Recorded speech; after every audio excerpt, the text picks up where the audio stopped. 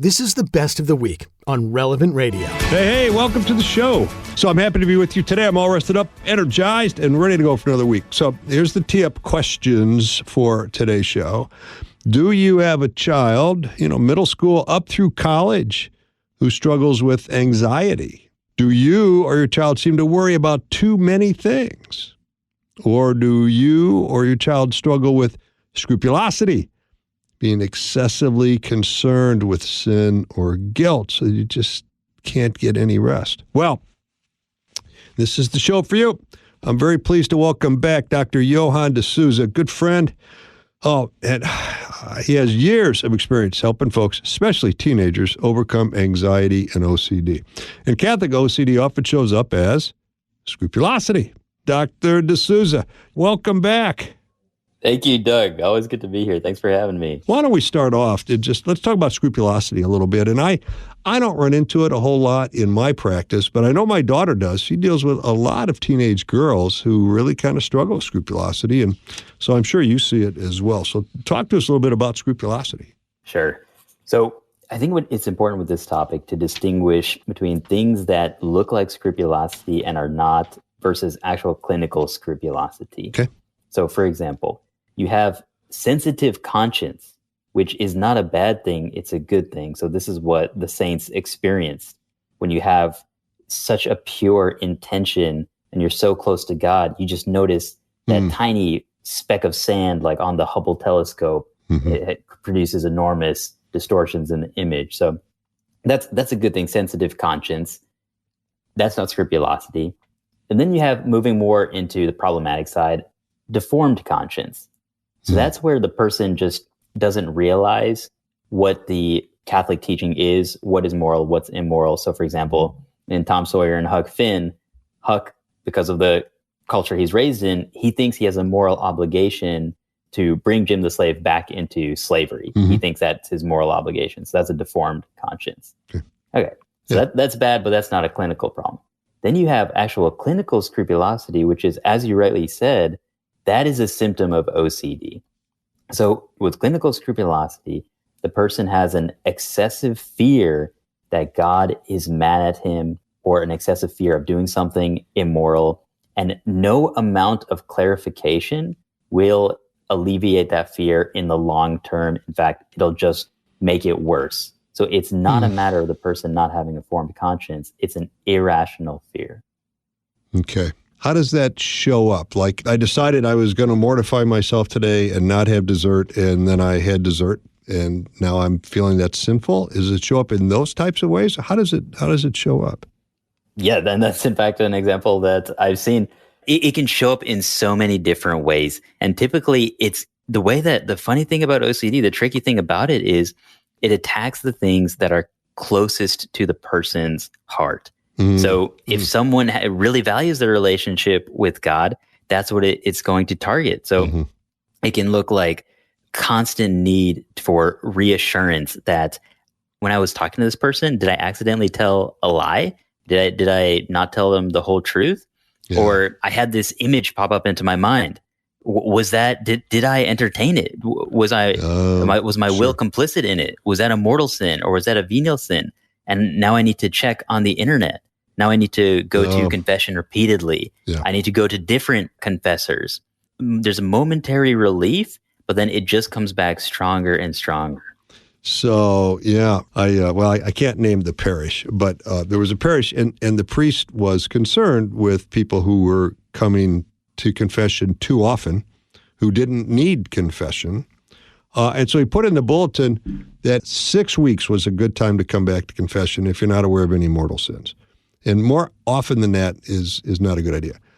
I think I have an issue with that because I think, the church fathers have talked about the benefit of frequent confession, but it can also, if you have scrupulosity, you could be going every week or even more often, and that's not a good thing either because you're accusing yourself of things that aren't really sins, right?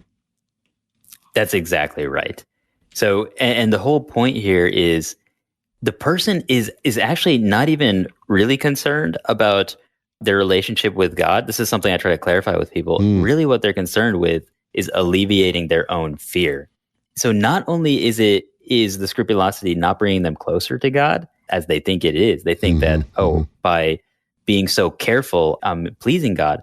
But no, it's actually self-serving. You're actually serving your own emotional comfort, and that is not pleasing to God. So it's actually better for you to sit in the discomfort and not seek that excessive reassurance. So this causes me a discomfort. So I'm going to confession often, not because my conscience is accusing me of wrongdoing, but because that way I'll eliminate my fear that maybe I messed up and I don't even know I did it. So well said. So there's this great uncertainty of what really is a sin and what isn't, really, right? Would that be accurate?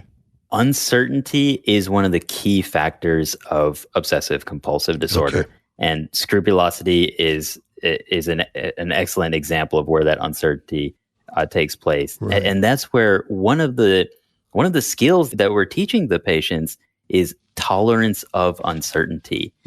So it's not a matter of when they come into it, what they're hoping for, what they say they want is, hey, I just need to be certain that this is right and this is wrong. But that's actually not the treatment. The treatment doesn't involve giving them certainty unless they have a genuine question, which is possible, but usually not the case. Yeah. If they have a genuine question of church teaching, we can clarify it one time, and that's all that we're going to do. But in other cases, we're going to encourage them to sit with the uncertainty. Now, this is tricky because it relies on the therapist having a sound conscience and knowing the Catholic teaching. So if there's a Catholic person struggling with scrupulosity, this is one of the areas where I would strongly recommend not only going to an OCD specialist, but one who understands Catholic teaching. So a solid Catholic therapist, yeah. I mean, these things can keep you up nights, the worry and especially I think with scrupulosity, Johann, because it seems like there's more at stake here. Like, if I'm worrying about flunking out of school or something, well, if I flunk out of school, I can get back into school. But if I've got a mortal sin in my soul and I don't know about it, and then all of a sudden I die and now I'm going to go to hell for all of eternity, it seems like a bigger deal, right? So seems like scrupulosity would be kind of a tough thing to overcome because if I get it wrong, man, the potential is an eternity in hell.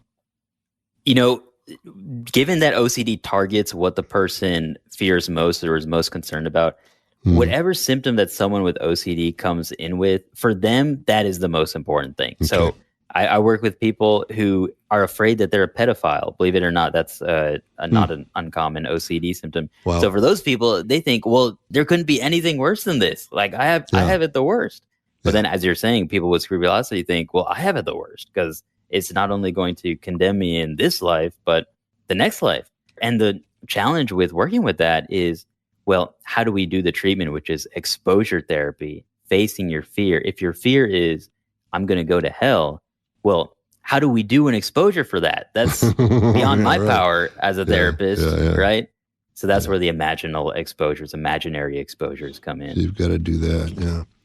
The success rate for scrupulosity, I mean, is it pretty treatable for folks, or is it one of those things that, man, they might struggle with it for the rest of their life? And what's your experience? The way we look at it is treatment for OCD is highly effective. There's a gold standard treatment. It's been heavily researched, but it's not a cure.